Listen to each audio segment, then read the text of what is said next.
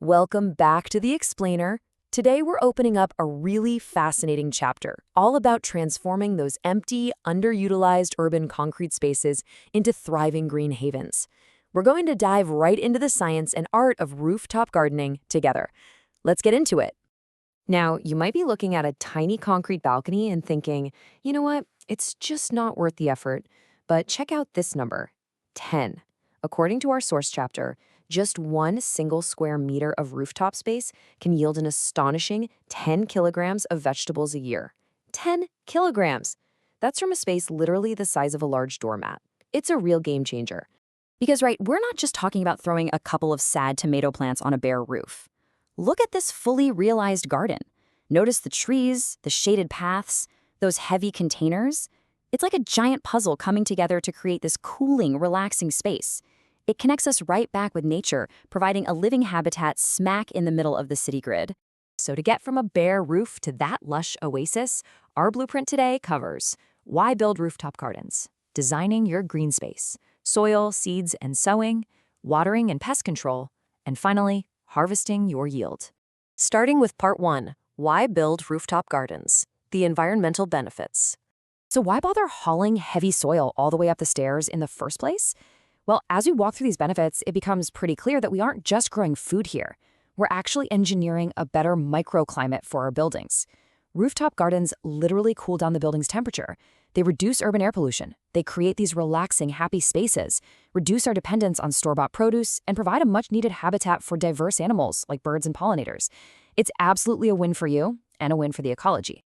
Moving on to part 2, designing your green space, layout, and engineering. A successful harvest doesn't start with just throwing seeds in dirt. It starts with smart layout and rigorous safety checks.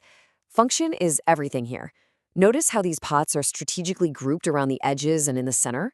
You've absolutely got to make sure there's adequate space left over for walking and daily maintenance. You definitely don't want to trap yourself in a corner with a watering can. But space is just one variable. We also need to map out sun exposure. The source refers to these as sun gradation zones. By mapping out the shade and the bright areas, you can strategically place sun-loving plants like tomatoes and cucurbits, your squashes and melons, right in the bright zones, while tucking those shade-tolerant herbs and leafy greens into the cooler, shaded areas. But wait, before you place a single pot, consider this massive safety check. The chapter notes a typical roof can safely support a maximum load of 150 kilograms per square meter. And let me tell you, that fills up incredibly fast once you add wet soil. Because of this, always place your heavier pots directly over the structural beams of the roof, not on the center spans. And don't forget to check the wind direction so your pots don't blow over in a storm. All right, part 3, soil, seeds, and sowing, the biology. With our layout mapped, let's get our hands dirty. Remember those strict roof weight limits we just talked about? Yeah, that means regular ground soil is just too heavy. So, step 1, you must collect lightweight materials. Step 2, create your potting mixture by blending coco peat, compost, and soil in a 1:1:1 proportion. That coco peat is absolutely crucial because it keeps the total weight down. And finally, step 3, test and adjust the soil pH to a sweet spot of 6.5 to 7.0. Actually, the text notes that if it's a bit too acidic, you can simply add some garden lime. Easy enough? Next up, part 4, watering and pest control, maintenance.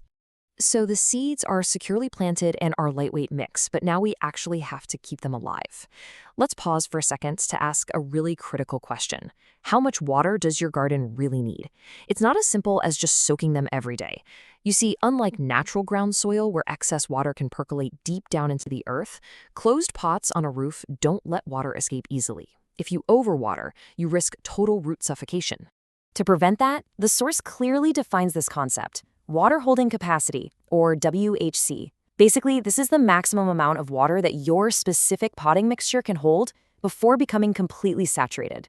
You can actually test this by weighing dry soil, adding water until it stops absorbing, and then weighing it again. Knowing your mixture's WHC prevents the fatal mistake of drowning your plants in their closed containers. Of course, overwatering isn't our only enemy. We also have to play defense against bugs. But don't worry, pests are just a normal part of the ecology. For instance, if caterpillars are chewing your cabbage or tomatoes, use a simple organic remedy like neem spray and turmeric. Spider mites discoloring your roses? Just hit them with a strong blast of water to dislodge them. Aphids on your mustard plants? A little neem spray and manual removal will do the trick.